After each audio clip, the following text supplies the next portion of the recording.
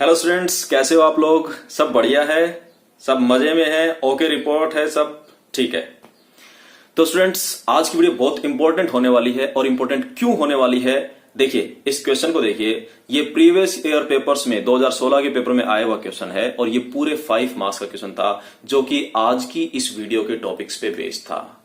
तो शुरू करते हैं आज की वीडियो। गाइस, हम पढ़ रहे हैं क्लास 12 फिजिक्स की फर्स्ट यूनिट इलेक्ट्रोस्टैटिक्स का second chapter electrostatic potential and capacitance.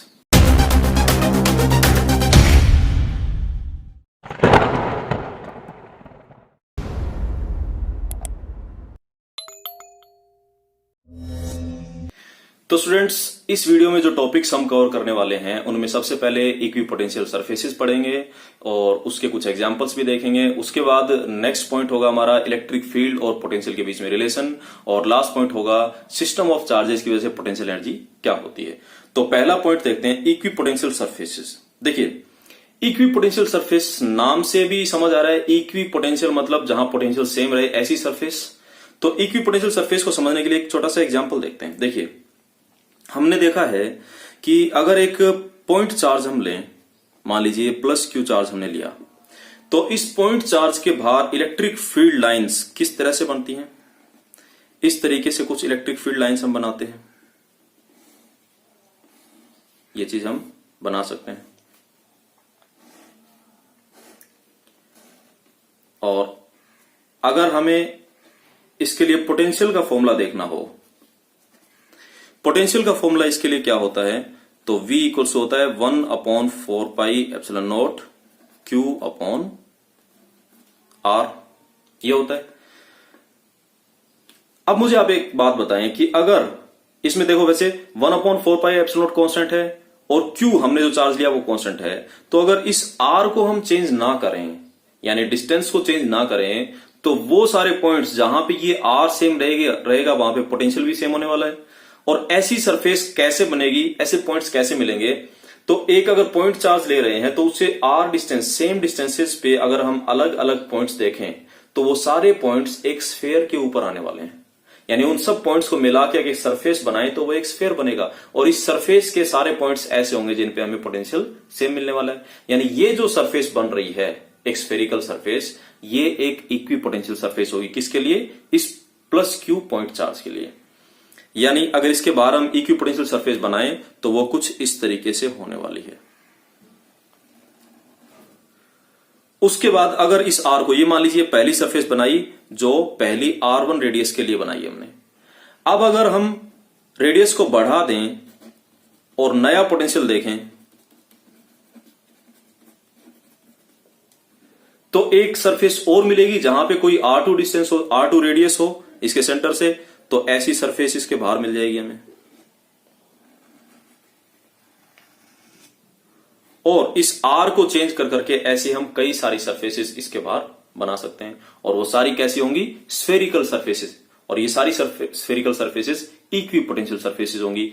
इसमें ये बात आप याद रखना कि इस सरफेस के ऊपर पोटेंशियल सब जगह पे सेम है, लेकिन इस सरफेस का पोटेंशियल और इस सरफेस का पोटेंशियल सेम नहीं है। ये अलग बात है कि इसके ऊपर पोटेंशियल सेम होगा और इसके ऊपर पोटेंशियल सेम होगा, क्योंकि ये इस बेसिकली R पे डिपेंड कर रहा है।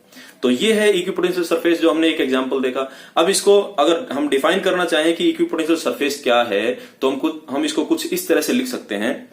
N equipotential surface is a real और imaginary surface on which at each point the potential is same. ठीक है, ये चीज हम लिख सकते हैं। अब इसकी प्रॉपर्टीज में एक पहला पॉइंट हम देखते हैं। पॉइंट है, for carrying a charge from one point two other on equipotential surface the work done is 0। मतलब किसी इक्विपोटेंशियल सरफेस के ऊपर हम एक पॉइंट चार्ज को मूव करना चाह रहे हैं तो हमें कोई वर्क डन नहीं करना पड़ता। वर्क डन जो होगा वो 0 होगा। यानी इस इक्विपोटेंशियल सरफेस के ऊपर यहां से यहां तक हमें किसी चार्ज को मूव करवाना है तो हमें कोई वर्क नहीं करना पड़ेगा। ऐसा क्यों होता है? देखिए, हमने वर्क का फॉर्मूला देखा था। अगर दो पॉइंट्स के बीच में हम मूव करवा रहे हैं तो कैसे वर्क होता है, तो वो कुछ इस तरह से हम लिख सकते हैं। मान लीजिए हम B पॉइंट से A पॉइंट तक किसी चार्ज को लेके जाएं, किसी Q चार्ज को, तो जो वर्क करना पड़ता है उसका फॉर्मूला यही होता है। अब अगर मैं ये कहूं कि पॉइंट A और B, यहीं पे मान लेते हैं कि ये पॉइंट A था और ये पॉइंट B था, ए से बी तक अगर आप लेके जा रहे हैं और अगर ये दोनों पॉइंट एक इक्विपोटेंशियल सरफेस पे आ रहे हैं तो वी ए और वी बी इक्वल होगा, क्योंकि पोटेंशियल दोनों के लिए सेम है। और अगर V A equals to V B हो तो हम लिख सकते हैं V A minus V B equals to 0, और ये चीज यहां रखेंगे तो वर्क कितना आएगा, 0। तो ये चीज बहुत इंपॉर्टेंट है, आपको याद रखनी है कि किसी इक्विपोटेंशियल सरफेस के ऊपर अगर हम किसी चार्ज को मूव करवाते हैं तो वर्क 0 होता है। उसके बाद इसमें एक नेक्स्ट पॉइंट है, for any charge configuration equipotential surface through a point is normal to the electric field at that point.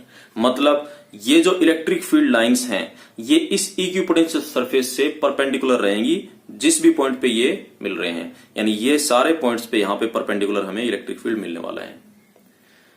अब ये क्यों होता है ऐसा, तो हमने इसके ऑपोजिट एक चीज मानी। हमने ये एक सरफेस ली है, मान लीजिए कि ये इक्विपोटेंशियल सरफेस है और ये इसकी परपेंडिकुलर डायरेक्शन है। हमारा पॉइंट था कि ये जो इलेक्ट्रिक फील्ड रहता है ये इस इक्विपोटेंशियल सरफेस के परपेंडिकुलर होता है। हम ऐसा मान लेते हैं कि परपेंडिकुलर नहीं है। अगर परपेंडिकुलर ना हो तो मान लीजिए ऐसे किसी थीटा एंगल पे इलेक्ट्रिक फील्ड हमें दे रखा है, ऐसा हमने माना कि इस इक्विपोटेंशियल सरफेस के परपेंडिकुलर फील्ड नहीं है। अगर नहीं होगा तो उस केस में क्या होगा, इस थीटा की डायरेक्शन में इसका एक कंपोनेंट होगा ई कोस थीटा और एक कंपोनेंट होगा इस सरफेस के अलोंग, इसे हम लिख सकते हैं ई साइन थीटा।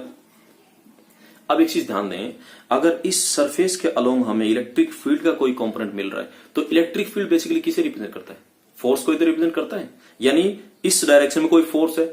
अब इस डायरेक्शन में अगर कोई इलेक्ट्रिक फोर्स है तो उसके अगेंस्ट हमें अगर किसी चार्ज को मूव करना हो तो कुछ वर्क करना पड़ेगा, और वर्क अगर हमें करना पड़ा तो वर्क 0 नहीं होगा। वर्क 0 नहीं हो रहा है तो ये इस चीज के कॉन्ट्राडिक्टरी है, मतलब सरफेस जो है वो इसके परपेंडिकुलर अगर नहीं है तो ये चीज इससे मैच नहीं हो रही, इसलिए इस सरफेस को इलेक्ट्रिक फील्ड के परपेंडिकुलर होना ही होगा। ठीक है, तो ये थी इक्विपोटेंशियल सरफेस। अब इसके कुछ एग्जाम्पल देखते हैं अलग अलग तरीके से कैसे इक्विपोटेंशियल सरफेसेस बनती हैं। देखिए, सबसे पहले एक पॉइंट चार्ज के लिए ये हमने देखा, इस तरीके से इक्विपोटेंशियल सरफेस बनती है और ये इलेक्ट्रिक फील्ड, ये सब जो रेड पेन से हमने बनाई है ये इलेक्ट्रिक फील्ड लाइंस बना रखी हैं। इसे मैं लिख देता हूं कि ये इलेक्ट्रिक फील्ड को रिप्रेजेंट कर रही हैं, और ये वाली जो ब्लू लाइनें हैं ये सारी इक्विपोटेंशियल सरफेसेस हैं। तो पॉइंट चार्ज के लिए हमने देखा इसमें कंसेंट्रिक स्फीयर्स बनते हैं। अब अगर नेक्स्ट हम एक लाइन चार्ज डिस्ट्रीब्यूशन के लिए देखना चाहें तो लाइन चार्ज डिस्ट्रीब्यूशन, इस तरीके से हमें एक लाइन चार्ज डिस्ट्रीब्यूशन दे रखा है, उसके ऊपर ये इलेक्ट्रिक फील्ड लाइंस कुछ इसी तरह से बनती हैं। ये चीज हमने पढ़ी है कि अगर लाइन चार्ज डिस्ट्रीब्यूशन दे रखा हो तो उस पर ऐसे 3 डायमेंशन में इस तरह से बाहर की तरफ लाइनें निकलेंगी इलेक्ट्रिक फील्ड की। अगर इन इलेक्ट्रिक फील्ड लाइंस पे हम, और ये इलेक्ट्रिक फील्ड लाइंस केवल यहां पे नहीं हर पॉइंट पे ऐसा ही हो रहा है, यानी अगर इस तरह से हमें लाइन चार्ज डिस्ट्रीब्यूशन दे रखा है तो उसके हर पॉइंट पे फील्ड लाइंस इस तरह से, यहां पे नीचे भी और बिल्कुल नीचे भी, तो इस तरह से होंगी। यानी एक जो राउंडर जो कंघी होती है कुछ उस तरीके से फील्ड लाइंस बनती हैं। तो उन सारी फील्ड लाइंस पे अगर सरफेस बनानी हो तो वो कुछ इस तरीके से बनेगी। देखिए, ये कुछ इस तरह की सरफेस इसमें बनने वाली है।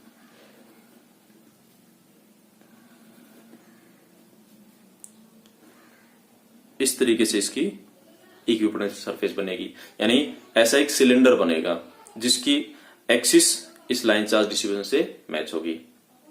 अगर एक सरफेस और बनानी हो तो वो इसके बाहर कोएक्सियल सिलेंडर बनेगा। तो इस तरह से हम जितनी मर्जी इसमें इक्विपोटेंशियल सरफेसेस बना सकते हैं, और वो सारी इस एक्सिस पे उनका एक्सिस मैच होगा, यानी कोएक्सियल होंगी सारी सरफेसेस।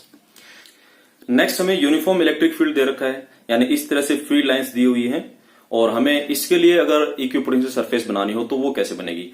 हमें कॉमन सी चीज हम जानते हैं कि इक्विपोटेंशियल सरफेस जब भी बना रहे हैं तो वो इनके फील्ड लाइंस के परपेंडिकुलर होनी है। तो यहां पे अगर आप इक्विपोटेंशियल सरफेस बनाना चाहें तो वो कुछ इस तरह की एक सरफेस बनेगी, यानी ऐसी एक प्लेन सरफेस हम बना सकते हैं। उसके ऊपर अगर देखें तो ये सारी फील्ड लाइंस परपेंडिकुलर हैं, किसी भी पॉइंट पे हम देखेंगे तो ये फील्ड लाइंस यहाँ पे इस सरफेस के परपेंडिकुलर हैं। अगर और सरफेस बनानी हो तो इसके पैरेलल एक प्लेन सरफेस और हम बना सकते हैं। तो इस पे जो इक्विपोटेंशियल सरफेसेस होंगी वो पैरेलल प्लेन्स बनेंगे। इस तरीके से हम सरफेसेस इसमें बना सकते हैं।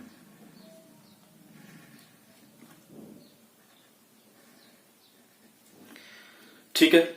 अब फोर्थ है, अगर इलेक्ट्रिक डायपोल हमें दे रखा है, या नेगेटिव चार्ज है या पॉजिटिव चार्ज है, और इस तरह से इसकी फील्ड लाइंस हम ड्रॉ कर सकते हैं। अब इस पे अगर इक्विपोटेंशियल सरफेस बनानी हो तो वो कैसे बनेगी? देखिए, अगर यहां पे देखें तो ये फील्ड लाइंस नजदीक हैं और यहां पे ये फील्ड लाइंस दूर दूर आ रही हैं। तो यहां से अगर आप बनाना चाहें तो ये सरफेस कुछ इस तरीके से बनते जाएगी और इन सारी सरफेसेस पे पोटेंशियल सेम होगा। देखिए, एक्चुअली फॉर्मूला हमारे पास क्या है, ये फॉर्मूला वैसे हम आगे देखेंगे कि एक रिलेशन होता है delta V equals to minus E delta R. Next point हम ये पढ़ने वाले हैं। तो इस रिलेशन में ये बताया है कि पोटेंशियल जो है ये ई और डी आर के मल्टीपल से हम निकाल सकते हैं। ये डी आर है बेसिकली डिस्टेंस, दो पॉइंट्स के बीच में अगर पोटेंशियल डिफरेंस हमें देखना हो तो ये उन दोनों पॉइंट के बीच की डिस्टेंस होती है। तो अगर इलेक्ट्रिक फील्ड आगे बढ़ने पर, जैसे जैसे हम आगे जा रहे हैं इस तरफ, तो इलेक्ट्रिक फील्ड कम होता जा रहा है क्योंकि फील्ड लाइंस दूर दूर हैं। अगर इलेक्ट्रिक फील्ड कम होगा तो सेम पोटेंशियल डिफरेंस के लिए हमें ये डिस्टेंस भी बढ़ानी पड़ेगी। तो इस तरफ हम अगर देखें तो पोटेंशियल के लिए सेम पोटेंशियल की डिस्टेंस कम मिलेगी, और इस तरफ अगर देखें तो सेम पोटेंशियल डिफरेंस के लिए हमें ज्यादा डिस्टेंस देखनी पड़ेगी। तो ये सरफेस कुछ इस तरीके से बनती है, ऐसे। और अगर ड्रॉ करेंगे तो ये फिर और इस तरीके से बनेगी। इसके ऊपर और सरफेस हम बनाना चाहें तो ये इस तरीके से हम ड्रॉ कर सकते हैं। क्यों इस तरफ जो स्पेस ज्यादा क्यों आ रहा है, ये चीज हम यहां से समझ सकते हैं। और ये रिलेशन कैसे आए तो इसे हम नेक्स्ट डिराइव करेंगे। और इस तरफ अगर बनाना चाहें तो यहां पे कुछ इस तरीके से बनेगी। सेम सिचुएशन जैसे माइनस चार्ज के लिए हमने बनाई थी, इस तरीके से इक्विपोटेंशियल सरफेसेस में बनेंगी।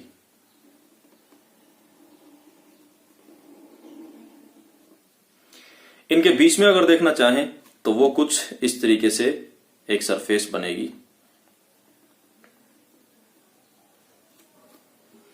जिसपे पोटेंशियल जीरो होने वाला है।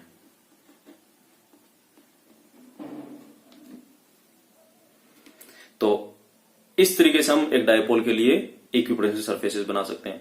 अब हमें अगर आइडेंटिकल पॉजिटिव चार्ज दे रखे हों, यानी दो पॉजिटिव चार्जेस हैं इस तरीके से दे रखे हैं, और इसके लिए फील्ड लाइंस हम जानते हैं ये बनेंगी।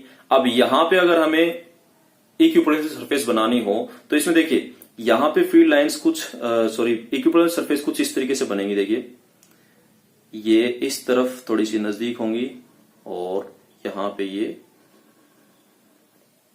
इस तरह से बनेंगे।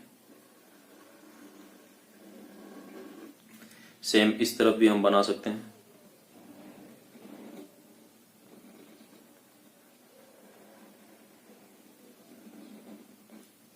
इसको जब हम आगे बढ़ाते जाएंगे तो लास्ट में हमें एक इस तरीके से सरफेस मिलेगी जहां पे पोटेंशियल सेम मिलेगा।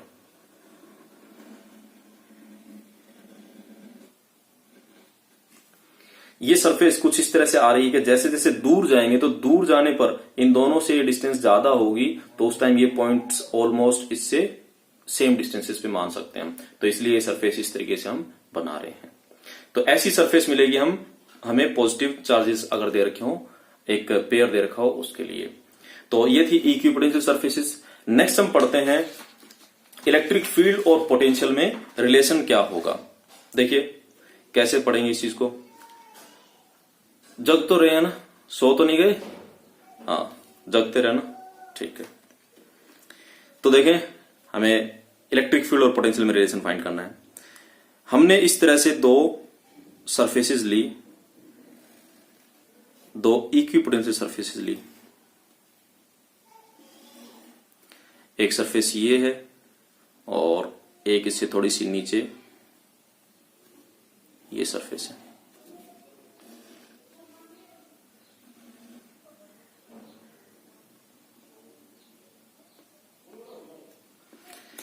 मान लीजिए ये सरफेस जो थी इस पे पोटेंशियल V है और इससे थोड़ी सी आगे डिस्टेंस पे इलेक्ट्रिक फील्ड इस तरफ है। इस पे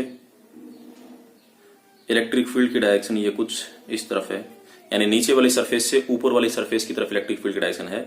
और जैसे जैसे इलेक्ट्रिक फील्ड की डायरेक्शन बढ़ती है यहां पे पोटेंशियल बढ़ता है, और यहां पे पोटेंशियल है V प्लस डेल्टा V। ठीक है। अब इन दोनों सरफेसेस के बीच की डिस्टेंस को हमने ले लिया डेल्टा R।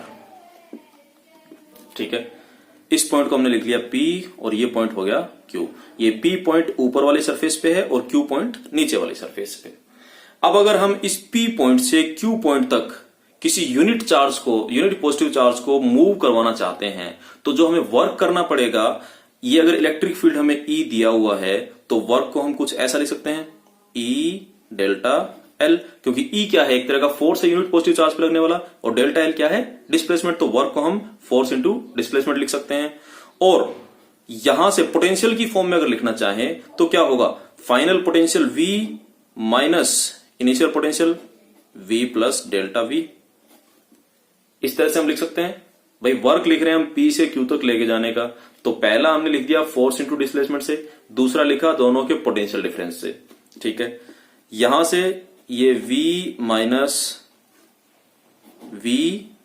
डेल्टा V, ऐसा हम कर सकते हैं। V से V कट जाएगा तो E delta L equals to हम लिख सकते हैं माइनस डेल्टा V, और इस डेल्टा L को अगर डिवाइड करें तो E इक्वल्स टू हमारे पास आएगा minus delta V upon delta L। बहुत इंपॉर्टेंट रिलेशन हमारे पास है ये। और अगर एक चीज हम इसमें देखें कि नेगेटिव साइन जो आ रहा है ये क्या बता रहा है, तो नेगेटिव साइन हमें शो कर रहा है कि इलेक्ट्रिक फील्ड जो होगा वो जिस तरफ पोटेंशियल बढ़ रहा है उसके ऑपोजिट डायरेक्शन में होगा। और इसका ये मतलब है कि ये डेल्टा V जो है ये नेगेटिव है, मतलब यहां पे V माइनस कुछ होने वाला है, यानी ये जो पोटेंशियल होगा ये इस पोटेंशियल से कम होने वाला है। तो एक्चुअल में नीचे वाली सरफेस का पोटेंशियल ज्यादा होगा और ऊपर वाली सरफेस का पोटेंशियल कम होगा, और इलेक्ट्रिक फील्ड ज्यादा से कम पोटेंशियल की तरफ होगा। तो ये था हमारा सेकंड टॉपिक। अब देखते हैं, और नेक्स्ट टॉपिक है potential energy of A system of charges.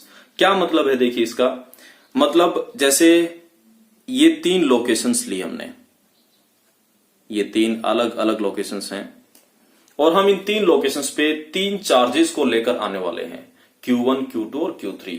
तो जब हम इन तीनों चार्जेस को लेकर आएंगे तो ये एक सिस्टम बन गया चार्जेस का, कि ऐसा सिस्टम जिसमें 3 चार्जेस हैं वो अलग अलग लोकेशंस पे हैं। तो इस पूरे सिस्टम की कुछ पोटेंशियल एनर्जी है। अब ये पोटेंशियल एनर्जी कैसे बनी है, तो हम पहले Q1 को लेकर आए एक पोजीशन पे, फिर Q2 को उसके नजदीक लेकर आए, और फिर Q3 को इसके नजदीक लेकर आए। तो इस तरह से पूरा सिस्टम बना, ऐसा हम माने। तो इस प्रोसेस के थ्रू अगर हम पोटेंशियल एनर्जी फाइंड करना चाहें कि फाइनली कितनी पोटेंशियल एनर्जी गेन हुई, तो वो कैसे करेंगे। देखिए, सबसे पहले हमने माना कि यहां पे कोई इलेक्ट्रिक फील्ड नहीं है और हम Q1 को यहां लेकर आए। तो अगर इस पोजीशन पे Q1 को लेकर आना है तो वर्क डन कितना करना होगा, कोई वर्क डन नहीं करना होगा क्योंकि पोटेंशियल पहले कुछ है नहीं। तो हम लिख सकते हैं work done to bring Q1, इसको मैं लिख देता हूं U1 से, ये हो जाएगा 0, या फिर ऐसा लिखते हैं work done to bring Q1 is 0, यानी U1 जो होगा ये हमारे पास 0 होगा।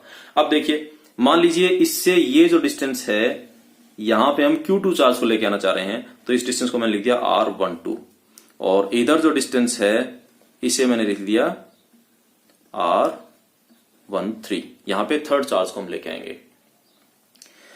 अब इस पॉइंट पे हम Q2 को लेकर आना चाह रहे हैं, तो इस पॉइंट पर इस Q1 की वजह से कुछ पोटेंशियल होगा, ये बात हम समझ सकते हैं। इधर भी होगा लेकिन उसकी हम बाद में बात करेंगे। तो यहां पे कुछ पोटेंशियल होगा इस Q1 की वजह से, वो कितना होगा, तो हम लिख सकते हैं V1 इक्वल्स टू, यानी फर्स्ट चार्ज की वजह से पोटेंशियल होगा, यहां पे ऐसा लिख लेते हैं potential at distance R12 is, कितना होगा potential, 1/4 pi epsilon not Q1 upon R12, ये फॉर्मूला हमने पढ़ा है। तो अगर इतना पोटेंशियल यहां पे है और Q2 चार्ज को हम यहां लेके आना चाह रहे हैं इंफिनिटी से, तो कितना वर्क करना होगा, तो हम लिख सकते हैं work done to bring Q2 is, उसे मैं U2 से लिख रहा हूं, तो वर्क हो जाएगा Q2 इंटू V1, यही होगा। यानी यहां इसको हम Q2 से मल्टीप्लाई कर देंगे तो ये होगा 1/4 pi epsilon not Q1 Q2 upon R12। ठीक है। अच्छा, अब हमें यहां पे Q3 लेकर आना है, तो Q3 यहां पे जब आप लेके आएंगे तो अब पोटेंशियल इसकी वजह से तो यहां पोटेंशियल है, Q2 की वजह से भी कुछ पोटेंशियल होगा, और इस डिस्टेंस को हम लिख देते हैं R23। तो Q1 की वजह से यहां कुछ पोटेंशियल, Q2 की वजह से यहां कुछ पोटेंशियल, उसे मैं लिख रहा हूं V12 से। तो लिख रहे हैं हम पोटेंशियल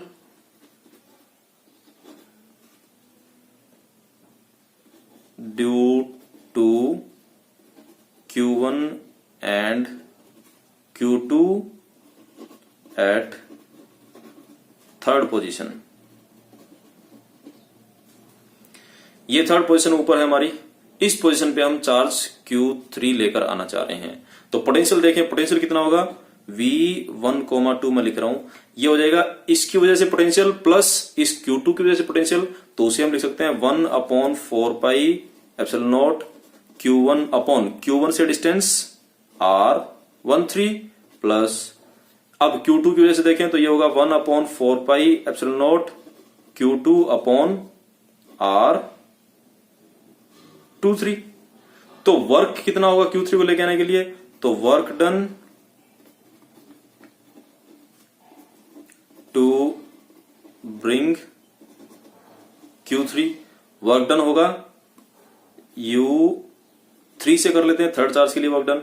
तो Q3 को आप इस पूरे V12 से मल्टीप्लाई कर दें, Q3 को V12 से मल्टीप्लाई करें, Q3 को इससे मल्टीप्लाई करेंगे तो ये हो जाएगा 1/4 pi epsilon not Q1 Q3 upon R13 plus 1/4 pi epsilon not, जब यहां मल्टीप्लाई करेंगे तो Q2 Q3 अपॉन R23, ये हो जाएगा। पहली इक्वेशन हमारे पास ये थी, दूसरी इक्वेशन ये, और तीसरी इक्वेशन बन गई ये। अब हम अगर नेट लिखना चाहें यहां से, मक्खी परेशान कर रही, पता नहीं कहां से आ गई है।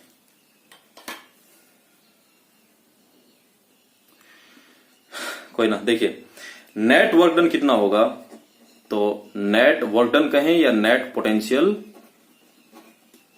एनर्जी, और नेट पोटेंशियल एनर्जी होगी हमारे पास U1 plus U2 plus U3, और U1 है 0, U2 है ये 1/4 pi epsilon not Q1 Q2 upon R12 plus ये U3 है हमारे पास 1/4 pi epsilon not Q1 Q3 upon R13 plus 1/4 pi epsilon not Q2 Q3 upon R23।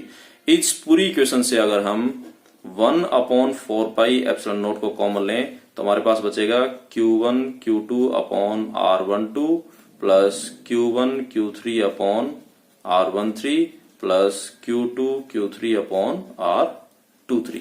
तो इस तरह से हम पोटेंशियल एनर्जी फाइंड कर सकते हैं किसी सिस्टम ऑफ चार्जेस के लिए।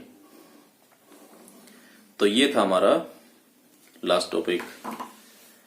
तो अब मैं आपसे एक सवाल पूछ लेता हूं जो आपके दिमाग की नसों को झकझोर देने वाला है। सवाल कुछ इस तरह से है, देखिए हमने potential due to a point charge का फॉर्मूला देखा है, V इक्वल्स होता है 1/4 pi epsilon naught Q upon R। इस फॉर्मूला के अंदर आप देखें 1/4 पाई एप्सिलॉन नॉट जो है ये कांस्टेंट है, और Q जो है ये एक स्केलर क्वांटिटी है, अपॉन में जो R है ये डिस्प्लेसमेंट है, और डिस्प्लेसमेंट एक तरह से वेक्टर क्वांटिटी होती है। तो V जो बन रहा है ये स्केलर कैसे हुआ?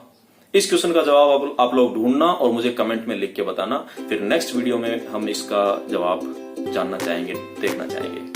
तो ये था आज की इस वीडियो में, और फिर मिलेंगे नेक्स्ट वीडियो में। तब तक आप अपना ख्याल रखिए, अच्छे से रहिए।